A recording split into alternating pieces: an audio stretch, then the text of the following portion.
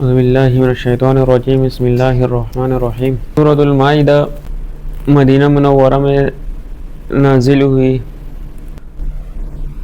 سورۃ المائدہ یہ سورت حضور نبی کریم صلی اللہ علیہ وسلم کی حیات طیبہ کے بالکل آخری دور میں نازل ہوئی تھی۔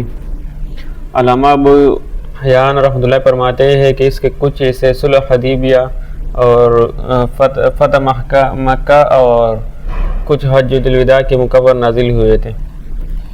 اس زمانے میں اسلام کی دعوت جزیرہ عرب کے طول و عرض میں اچھی طرح پھیل چکی تھی۔ دشمنان اسلام بڑی حد تک شکست کھا چکے تھے اور مدینہ منورہ میں حضرت صلی اللہ علیہ وسلم کی قائم کی ہوئی اسلامی ریاست مستحکم ہو چکی تھی۔ لہٰذا اس صورت میں مسلمانوں کی سماجی، سیاسی اور معاشی مسائل سے متعلق بہت سی ہدایت دی گئی ہے۔ سورت کا آغاز اس بنیادی حکم سے ہوا ہے کہ مسلمانوں کو اپنے عہد و پیمان پورے کرنے چاہیے۔ اس بنیادی حکم میں اجمالی طور پر شریعت کے تمام احکام آ گئے ہیں، چاہے وہ اللہ کے حقوق سے متعلق ہو یا بندوں کے حقوق سے متعلق۔ اس ضمن میں یہ اصول بڑی تاکید کے ساتھ سمجھایا گیا ہے کہ دشمنوں کے ساتھ بھی ہر معاملہ انصاف کے ساتھ ہونا چاہیے۔ یعنی اس سورۃ المائدہ میں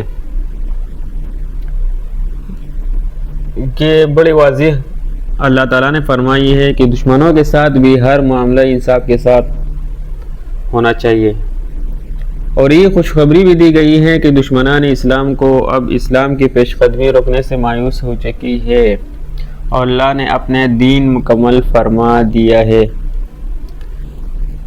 اور اسی صورت میں یہ بھی بتایا گیا ہے کہ کس قسم کی غذائیں حلال ہے اور کس قسم کے غذائیں حرام، یعنی حرام اور حلال کا واضح فرق فرمایا گیا ہے۔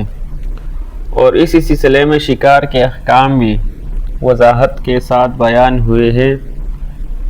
اہل کتاب کے ذبیحے اور ان کی عورتوں سے نکاح کے احکام بھی بیان آیا ہے۔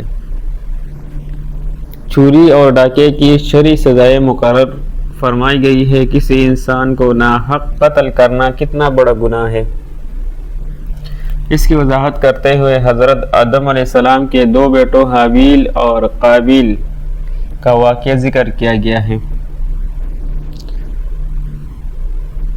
شراب اور جوے کی صریح الفاظ میں حرام قرار دیا گیا ہے۔ وضو اور تیمم کا طریقہ بھی بتایا گیا ہے۔ یہودیوں اور عیسائیوں نے کس طرح اللہ تعالیٰ سے کیے ہوئے وعدوں کو توڑا، اس کی تفصیل بھی بیان فرمائی گئی ہے۔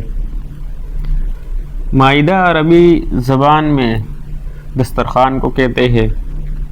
اس سورت کی آیت نمبر 114 میں یہ واقعہ بیان ہوا ہے کہ حضرت عیسیٰ علیہ السلام سے ان کے متبعین نے یہ دعا کرنے کی فرمائش کی تھی کہ اللہ تعالیٰ ان کے لیے آسمانی غذاؤں کے ساتھ ایک دسترخوان نازل فرمائے، اور اس واقعے کی مناسبت سے اس سورت کا نام مائدہ یعنی دسترخوان رکھا گیا ہے۔